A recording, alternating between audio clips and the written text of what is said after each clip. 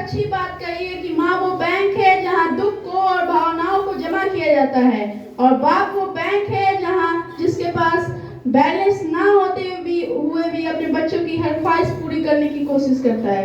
मोहतरम जनाब सदर साहब, साजिया इकराम, मेरे प्यारे भाई और बहनों, अस्सलाम वालेकुम व रहमतुल्लाहि व बरकातुहू। मेरा नाम नुमान अख्तर है और मैं दर्जा 7 के तालिब इल्म हूँ, और आज मैं यहाँ माँ बाप की अहमियत पर रोशनी डालने आया हूँ। माँ कौन होती है, आपको कुछ अंदाजा भी है? माँ वो होती है जो खुद दर्द सहकर आपको जिंदगी देती है। दर्द आपको होता है, आंसू उसकी निकलती है, माँ वो होती है। इस पर मैं कुछ चंद लफ्ज कहना चाहता हूँ कि अनकही सी है एक माँ की कहानी, दर्द सहकर देती है हमें जिंदगानी। मेरी धड़कनों से जैसी जुड़ी हो उसकी सांसें, धर दो मुझे और बढ़ाती है उसकी आंखें। इस मामले में हमारे वालिद भी कुछ कम नहीं है, बस फर्क इतना है कि माँ हमारे सामने रो देती है, लेकिन बाप कभी अपने औलाद के सामने रोता नहीं है। माँ कह देती है आई लव यू, लेकिन बाप कभी अपने इमोशंस को, अपने फीलिंग्स को अपनी औलाद के सामने जाहिर नहीं करता है। मैं आपको बताता हूँ कि बाप कौन होता है। जो बिना आंसू बिना आवाज के रोता है वो बाप होता है। जो बिना आंसू बिना आवाज के रोता है वो बाप होता है। जो अपने बच्चों की किस्मत की छेद अपने बनियान में पहन लेता है वो बाप होता है। ये बात सच है कि माँ रखती है 9 महीने कोख में हमें, पर जो 9 महीने मन में धोता है वो बाप होता है। आजकल के बच्चे कहते हैं मेरा अब्बा शराब पीते हैं, मेरा अब्बा जरा सुधरे हुए नहीं है, मेरे अब्बा नमाज नहीं पढ़ते हैं। मैं कहता हूँ कि तुम्हारी अब्बा की इज्जत, तुम्हारे अम्मा की इज्जत नमाजी होने की वजह से नहीं है, तुम्हारी अब्बा अम्मा की इज्जत नेक होने की वजह से नहीं है, तुम्हारे माँ बाप की इज्जत तुम्हारे माँ बाप होने की वजह से है। अगर वो बेनमाजी है, जुआरी है, शराबी है, लेकिन है तुम्हारे माँ बाप, तो इनकी इज्जत करना और कद्र करना तुम्हारा फर्ज है।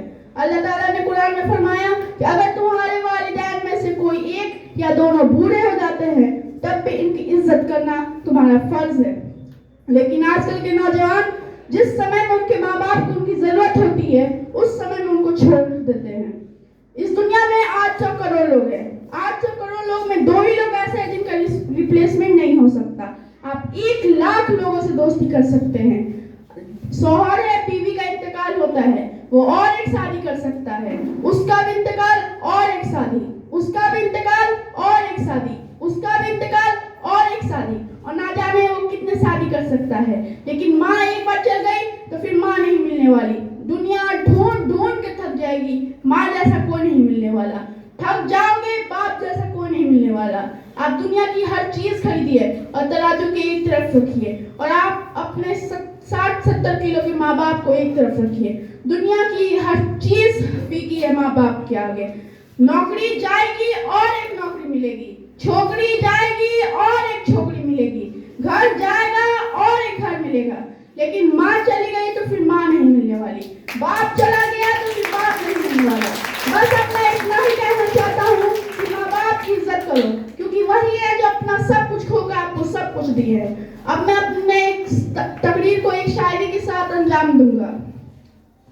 मैं डरता नहीं किसी मुश्किल, किसी आफत, किसी बला से नहीं डरता। मैं जानता हूँ अगर मेरा वक्त बिगड़ जाएगा, मेरे पैरों में दुख का कांटा गड़ जाएगा, तो कोई है जो मेरे लिए भगवान से भी लड़ जाएगा। जब तक वो दुआ भरे हाथ मेरे सर पे है, मेरा गुरूर जिंदा है, मेरा रौब जिंदा है, और क़यामत भी आ जाए तो मेरा क्या बिगाड़ेगी, अभी तो मेरा बाप जिंदा है। शुक्रिया।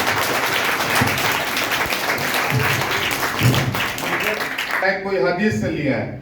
इससे क्या होगा कि इतने बच्चों का कहीं कहीं से उठाया तो हमको लग रहा है कि पूरा पुराने से माँ बाप की अजमत को सब लोग पेश कर देंगे, और रामायण और गीता से भी पेश कर देंगे। तो इतने तो इल्म हमको हो जाएगी कि माँ बाप की मर्तबा हमारे लिए क्या है। तो जिंदगी में हम लोग कभी भी यहाँ से ये अहद करके जाएंगे, शपथ लेके जाएंगे कि माँ बाप को आज के बाद से दिल नहीं दुखाएंगे।